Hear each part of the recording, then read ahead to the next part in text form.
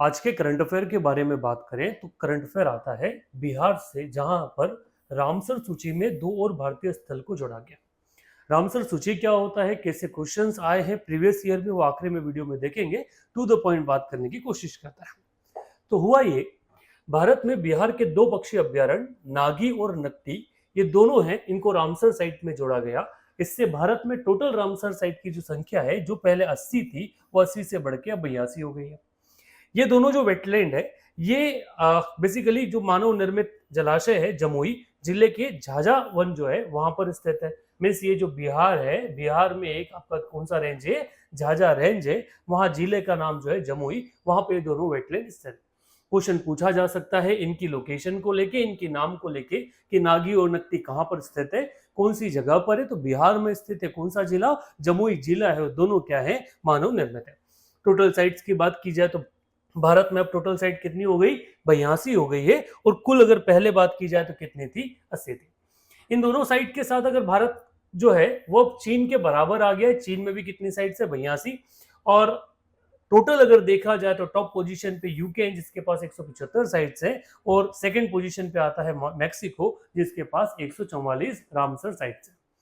ये Ramsar site है क्या, कन्वेंशन क्या है, तो बेसिकली जो भी समुद्री और दलदली एरिया होता है, जो वेटलैंड्स होते हैं, उन वेटलैंड को प्रोटेक्ट करने के लिए एक कन्वेंशन हुआ, जिस कन्वेंशन को कहा जाता है रामसर कन्वेंशन, जो हुआ था 1971 में। जगह थी ईरान, और ये उसका क्या है, लोगो है, convention of wetlands, convention for सोरलेजॉन्स ह्यूमाइड्स। तो इस आधार पे क्या है, एक कन्वेंशन हुआ है।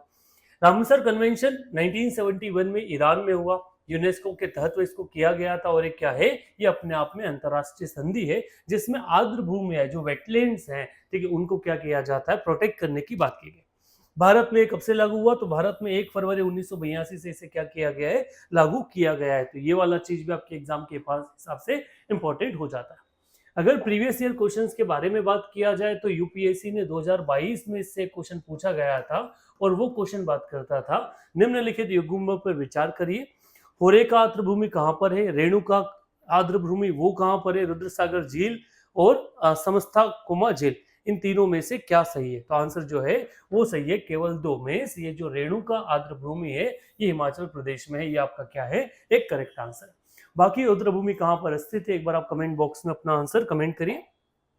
आगे अगर चर्चा करें तो सेकंड क्वेश्चन जो था वो भी यूपीएससी में आया है 2014 में, जिसमें वापस से नाम दिया गया और पूछा गया है कौन सा युग्म जो है वो सही है। इसमें फिर बात किया जाए, हरि की आर्द्र भूमि जो है ब्यास और सतलज का संगम पर स्थित है, ये वाला सही है। बाकी दोनों का सही आंसर क्या है, इसको आप कमेंट बॉक्स में गेस करिए।